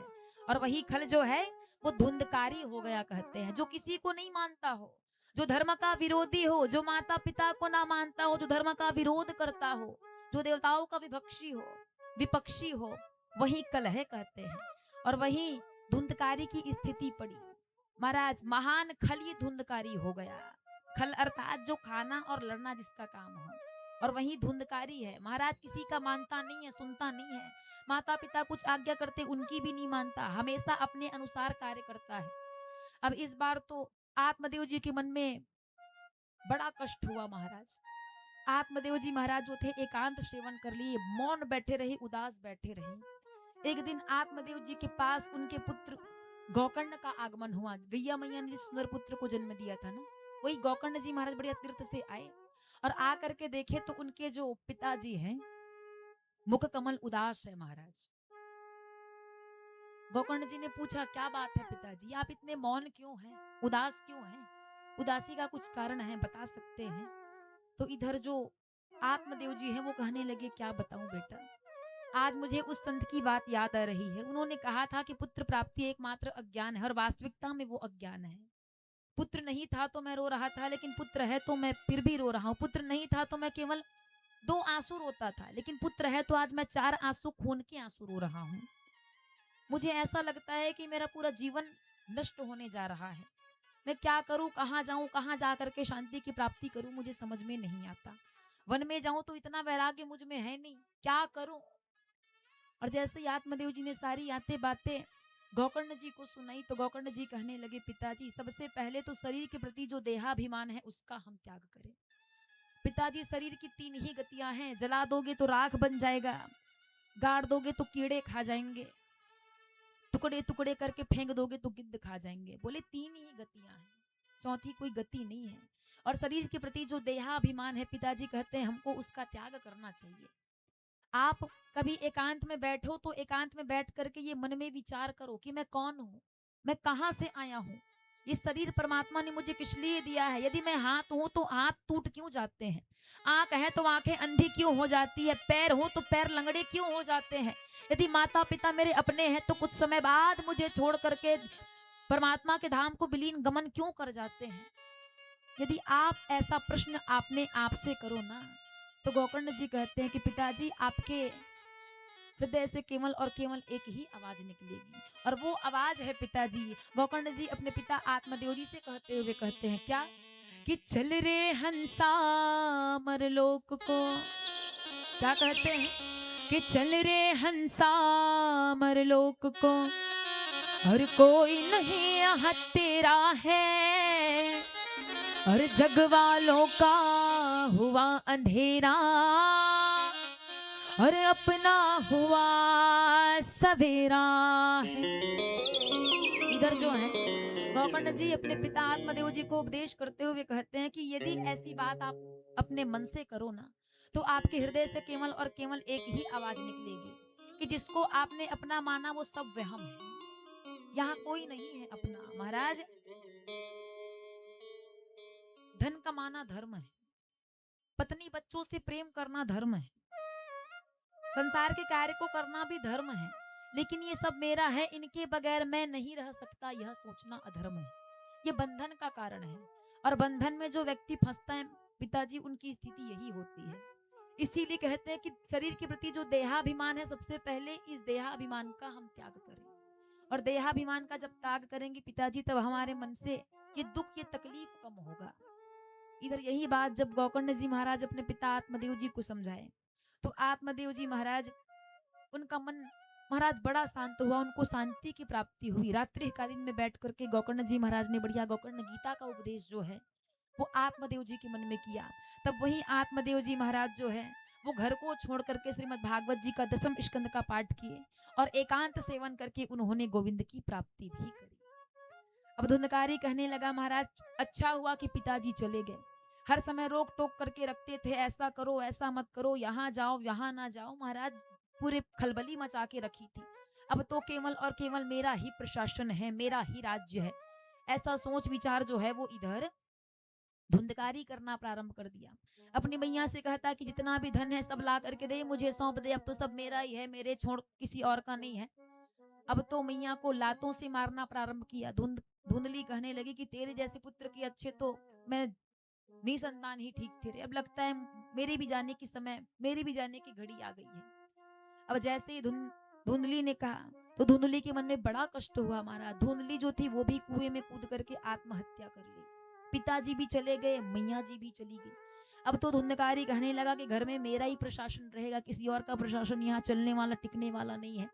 बोले महाराज 5-5 वैश्याओं को ला करके अपने घर में रख लिया। अब नगर वधु गणिका प्रेमी भी ये जो धुंधकारी है वो हो गया। अब गणिकाओं को क्या चाहिए महाराज, केवल और केवल धन। जब तक धन रहेगा तब तक वैश्या शांत रहेगी, उसके बाद वैश्या शांत रहने वाली नहीं है। जब तक धन था धुंधकारी के पास वैश्याएं रही, अब धुंधकारी का धन धीरे धीरे समाप्त होने लगा। बड़े बड़े राजघरानों में चोरियां करना प्रारंभ कर दिया, राजमहल में चोरियां करना प्रारंभ कर दिया। 2-4 बार पकड़ा भी गया। अब जो वैश्याएं थी वो विचार करने लगी, जब तक धन था तब तक तो ठीक था, अब तो ये चोरी डकैती करना प्रारंभ कर दिया है और पकड़ा भी गया है। अब इस बार पकड़ा गया तो हमारा नाम फंसा देगा और इसके चलते हम भी जाएंगे। ये सोच विचार करके जो वैश्याएं हैं उन्होंने धुंधकारी को मारने की योजना बनाई और जलती हुई जो अग्नि है वो जलती हुई अंगीठी धुंधकारी के मुंह में डाल दी और जलती हुई अंगीठी धुंधकारी के मुंह में डाल करके धुंधकारी को मार डाला।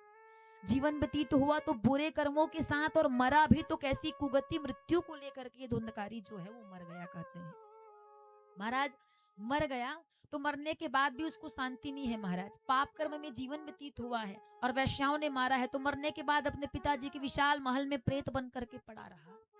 अब एक दिन तीर्थ यात्रा से लौटना गोकर्ण जी का हुआ, रात्रि का समय था। गोकर्ण जी महाराज विचार करने लगे कि रात्रि समय है, पिताजी के महल में ठहर जाता हूँ, प्रातः काल होगा तो बढ़िया ग्राम वालों से मिलाप कर लूंगा।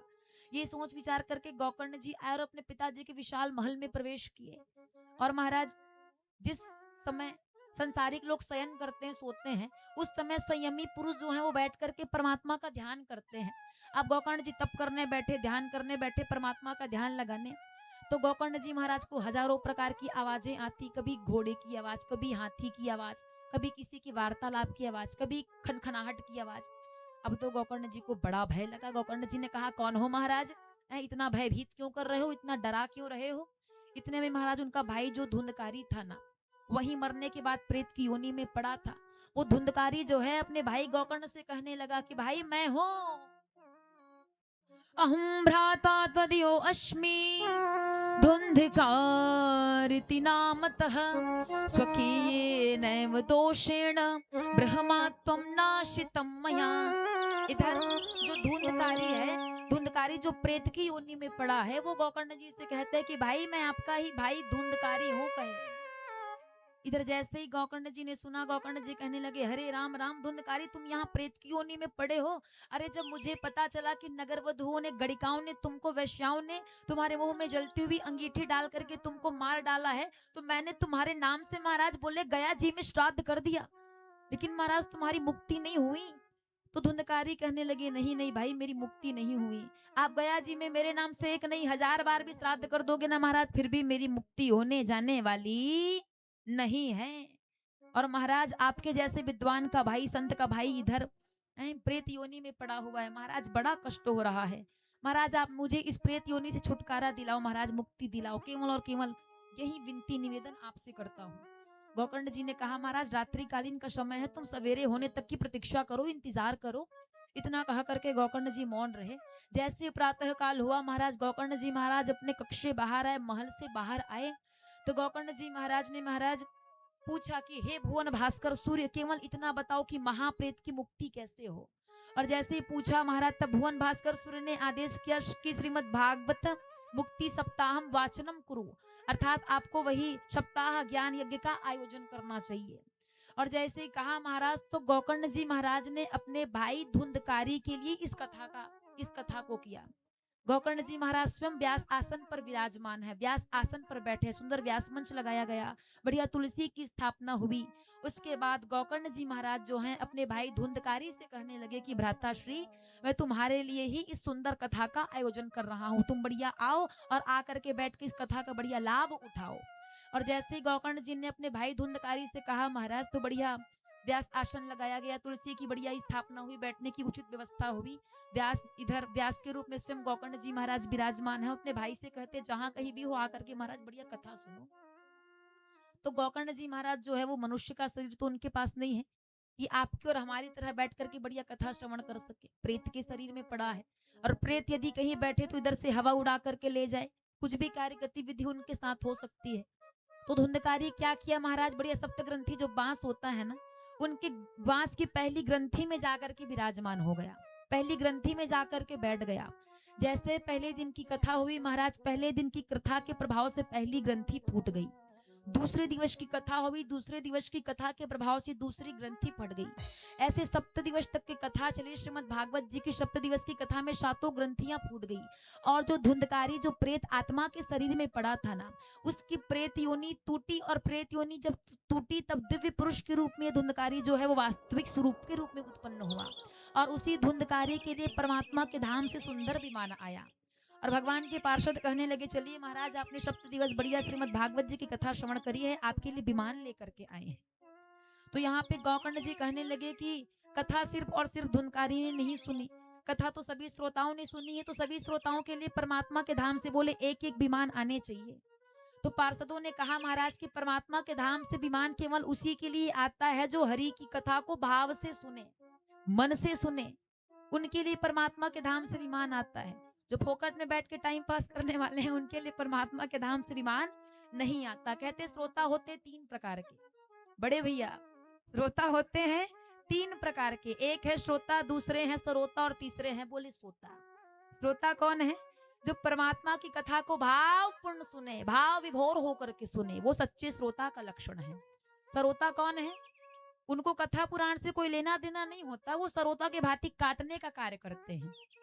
काटने का समझ रहे हो ना, हर किसी में भेव निकालने का काम करेंगे, वो है सरोता का लक्षण, काटने वाला कार्य। सरोता का कार्य क्या है? काटना। तीसरे नंबर के होते हैं सोता, और जहाँ पे सोता होते हैं महाराज वहां पे बड़ी शांति होती है। बोलो भक्त और भगवान की। क्या है, घर में बच्चे सोने देते नहीं है ना, तो करते क्या है, बढ़िया ऐसा टिकने वाला स्थान देख लेंगे ना, और बढ़िया टिकने वाला स्थान देख करके बढ़िया हाँ आराम फरमाते हैं, बढ़िया सोते हैं। अब देखिए मैया लोगों का बढ़िया बन जाता है क्या, बढ़िया घूंघट कर लेंगी और घूंघट के करने के बाद बढ़िया भीतर सोते रहती। अब घूंघट में किसको पता है, और भाइयों को बनता नहीं है, कहाँ से बनेगा हमारा, तो स्पष्ट दिखाई देता है ना। तो एक जगह कथा हो रही थी, उरैया में कथा चल रही थी। एक दादाजी बढ़िया ऐसा आसन जमा के बढ़िया बैठे थे, सुन रहे थे बढ़िया कथा, और हमने यही श्रवण कराया कि जो सोता होते बढ़िया टिकने वाला स्थान देख, दादाजी तुरंत उस टिकने वाले स्थान से हट गए। उनको लगा हम मानो हम उनको बोल रहे हैं, लेकिन ऐसा नहीं था। तो सोता की ये लक्षण है महाराज, बढ़िया टिकने वाला स्थान देख करके जमा करके बैठ जाएंगे। क्या घर में बच्चे सोने देते नहीं है, तो कथा पंडाल से अच्छा स्थान और कहाँ मिलेगा। और कोई कोई तो ऐसा भी बताते हैं महाराज कि घर में 2-3 नींद की गोलियां खाने के बाद भी उतनी अच्छी नींद नहीं आती जितनी अच्छी नींद परमात्मा की कथा श्रवण करते वक्त कथा पंडाल में बैठकर सुनने से आती है। महाराज घर में डनलप की ऊंची गद्दी लगा लो, बढ़िया एसी वाला कमरा हो जाए, फिर भी उतनी अच्छी नींद नहीं आती जितनी अच्छी नींद हमारे परमात्मा के कथा को सुनते समय आती है। बोलो भक्त और भगवान की। तो ये होते सोता, लेकिन कहते सरोता और श्रोता को परमात्मा की प्राप्ति नहीं होती, परमात्मा की प्राप्ति सच्चे श्रोता को होती है। यही बात जो है कहने लगे महाराज की परमात्मा के धाम से विमान उसी के लिए आता है जो भाव विभोर होकर के परमात्मा की कथा का श्रवण करे, कहते हैं। इधर नारद जी महाराज को चारों कुमार कहने लगे कि देखिए नारद जी, जो जीव अपने जीवन में केवल पाप कर्म किया है, पाप कर्म करते करते जिसकी प्रवृत्तियां व्यतीत हो चुकी है, मरने के बाद जो प्रेत योनि में पड़ा है, उसके निमित्त उनके भ्राता जी ने कथा किया महाराज श्रीमद् भागवत जी की, तो उनकी प्रेत योनि टूट पड़ी है और दिव्य पुरुष के रूप में उत्पन्न होकर के परमात्मा धाम की प्राप्ति भी वो कर लिया। बोले महाराज जी प्रत्यक्ष रूप से प्रमाण है। तो चारों कुमार से नारद जी कहने लगे महाराज इसकी कोई विधि विधान भी बता देते। बोले विधि क्या है? तो चारों कुमार कहने लगे महाराज विधि की क्या बात कहूं। बोले जिस दिन से श्रीमद् भागवत जी की कथा श्रवण हो, कथा शुभारंभ हो जाए, वहीं इसकी बढ़िया विधि है, वहीं उचित समय है। और कथा में महाराज भगवान का जो जन्मोत्सव का उत्सव है, विवाह उत्सव है, इसको बड़े भाव से मनाना चाहिए। कीर्तन हो तो कीर्तन में बढ़िया तालियों का सहयोग करना चाहिए। तो नारद जी कहते हैं महाराज इस कथा में भोजन की भी कोई विधि होगी? तो कहते हैं महाराज भोजन की विधि का क्या बताएं, आपकी जैसी इच्छा है आप वैसे कथा श्रवण कर सकते हैं। यदि आपकी इच्छा है तो फल खा के सुनिए, यदि इच्छा है तो भोजन करके सुनिए। आप गले के आते तक के भोजन कीजिए, कोई टेंशन नहीं है, लेकिन बार बार उठ के जाना फिर आके बैठना, बोले कथा में ये निषेध है, ये होना नहीं चाहिए। तो भोजन का यो नियम है महाराज, आपकी जैसी इच्छा है आप अपने इच्छा के अनुरूप भोजन ले सकते हैं। क्योंकि होता क्या है महाराज, एकादशी आती है 15 दिन में, तो राम राम में तो एकादशी पूर्ण करते हैं, द्वादशी में हमारी स्थिति कैसी होती है, बड़ा जल्दी लाओ भोजन लाओ, यही स्थिति होती है। तो महाराज कथा श्रवण करना है, उसमें भी कुछ देखना पड़ेगा। तो महाराज नियम ये है कि जैसी आपको इच्छा हो आप अपनी इच्छा के अनुरूप भोजन कर सकते हैं, ये विधान है। अब इधर चारों कुमार जो थे वो नारद जी को कथा श्रवण करा ही रहे थे। इतने में जो भक्ति देवी के पुत्र ज्ञान और वैराग्य है ना महाराज, देखते ही देखते इनका बुढ़ापा दूर हो गया। और जैसे ही बुढ़ापा दूर हुआ, ज्ञान और वैराग्य अपने अपने स्थान पे खड़े हो गए, भक्ति देवी भी खड़ी हो गई। और देखते ही देखते महाराज इधर प्रहलाद जी महाराज जो हैं वो तालियां बजाना प्रारंभ किए, उद्धव जी कांसा बजाना प्रारंभ किए, देवराज इंद्र मृदंग बजाना प्रारंभ किए, चारों कुमार जय जयकार की ध्वनि उत्पन्न करने लगी। बढ़िया सुंदर कीर्तन स्वर लहरी वहां पे छाई। और इसी कथा के माध्यम से, प्रभाव से भक्ति देवी के पुत्र ज्ञान और वैराग्य का जो बुढ़ापा है वह दूर हुआ। अब इधर यही प्रसंग जो है वो आचार्य सुखदेव जी ने राजऋषि परीक्षित को, सूत जी ने शौनक इत्यादि 88,000 ऋषियों को, यही प्रसंग जो है वो हमारे पूज्य गुरुदेव भगवान ने हमें और हमने आपको अपनी टूटी फूटी अचूक वाणी के माध्यम से संक्षिप्त रूप में आपको श्रवण कराने का प्रयास किया। एक बार जोरदार जयकारा बोल श्रीमद् भागवत महापुराण की जय हो, श्री बालकृष्ण लाल की जय हो। इधर महाराज भक्ति देवी के पुत्र जो ज्ञान और वैराग्य है उनका बुढ़ापा दूर हुआ। चारों कुमार ने आदेश किया कि भक्ति देवी आप भक्तों के हृदय में प्रवास करो, वास करो। कीर्तन में महाराज भोलेनाथ भी चले आए, कहने लगे जहां जहां भी कीर्तन होता है प्रभु का वहां मुझसे रहा नहीं जाता, मैं भी चले आता हूँ। इस प्रकार से महाराज इसी कथा का श्रवण सूत जी ने शौनक इत्यादि 88,000 ऋषियों को श्रवण करके बताया करते हैं। एक बार पुनः जोरदार जयकारा बोले भक्तवत्सल भगवान की जय हो, श्रीमद् भागवत महापुराण की। जय हो। आइए एक छोटा सा संकीर्तन, उसके बाद हमारे बिहारी जी की भावपूर्ण आरती।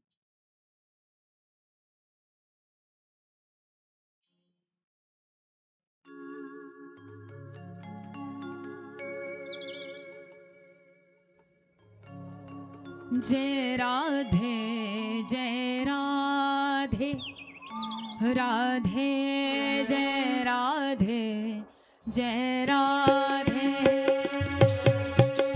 जय राधे, जय राधे, राधे जय राधे, जय राधे। जय राधे जय राधे, राधे जय राधे, जय राधे, राधे जय राधे, जय राधे, राधे जय राधे, जय राधे।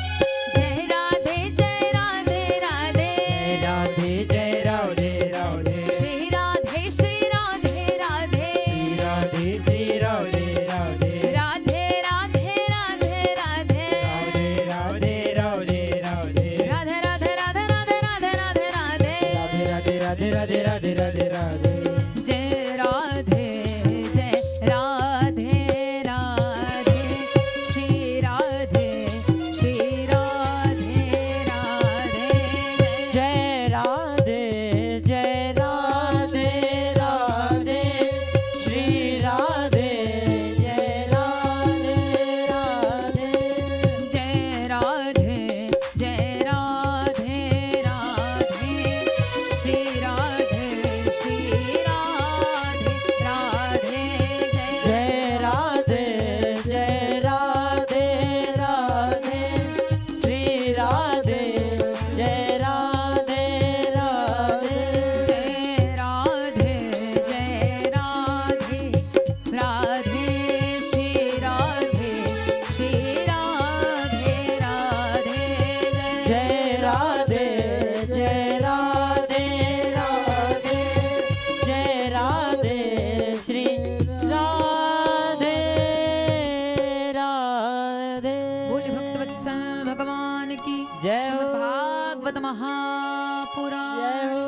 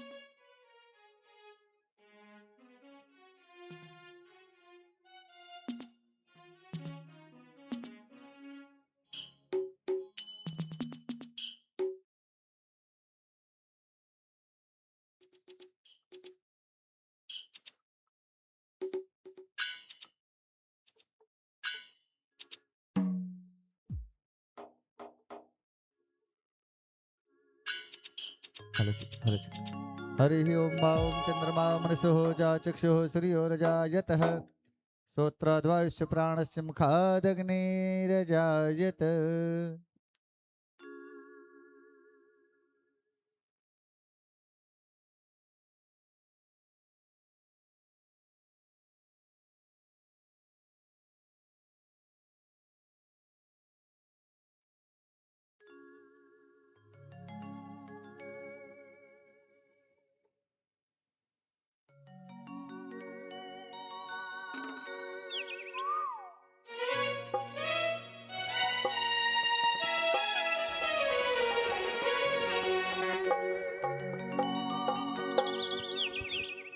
श्री भागवत भगवान की है आरती,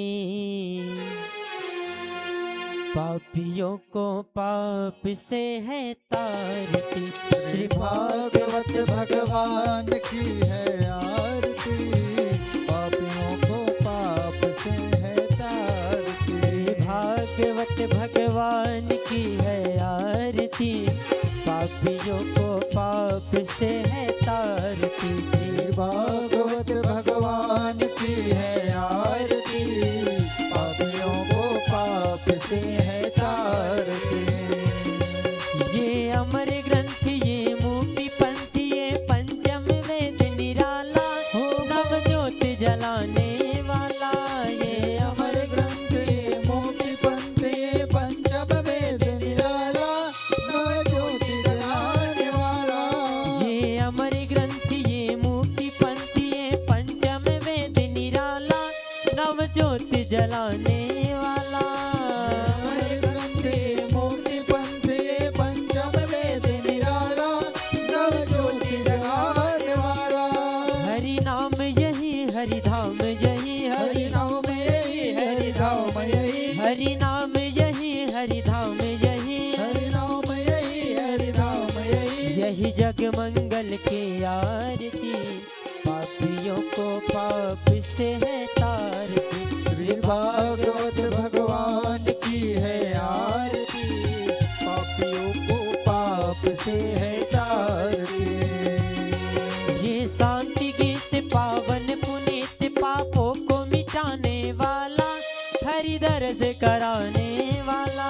ये ये शांति गीत पावन पुनीत, पापों को मिटाने वाला, हरि दर्श कराने वाला। ये शांति गीत पावन पुनीत, पापों को मिटाने वाला, हरि दर्श कराने वाला। ये शांति गीत पावन पुनीत, पापों को मिटाने वाला, हरि दर्श कराने वाला। यह सुख करनी यह दुख हरनी, यह सुख करनी यह दुख हरनी, यह सुख करनी यह दुख हरनी। यह सुख करनी यह दुख हरनी। श्री मधुसूदन जी की आरती, पापियों को पाप से है तारती। श्री भागवत भगवान की है आरती, पापियों को पाप से है तारती। ये मधुर बोल जग फंद खोल, सत्य मार्ग दिखाने वाला, बिगड़ी को बनाने वाला। ये मधुर बोल जग बंद खोल, सतमार्ग दिखाने वाला, बिगड़ी को बनाने वाला। ये मधुर बोल जग फंद खोल, सत्य मार्ग दिखाने वाला, बिगड़ी को बनाने वाला। ये मधुर बोल जग बंद खोल, सतमार्ग दिखाने वाला, बिगड़ी को बनाने वाला। श्री राम यही घन श्याम यही, श्री राम यही घन श्याम यही, श्री राम यही घन श्याम यही, श्री राम यही घन श्याम यही। प्रभु की महिमा की आरती, पापियों को पाप से है तारती। श्री भागवत भगवान की है आरती, पापियों को पाप से है तारती। श्री भागवत भगवान की है आरती, पापियों को पाप से है तारती। पापियों को पाप से है तारती, पापियों को पाप से है तारती।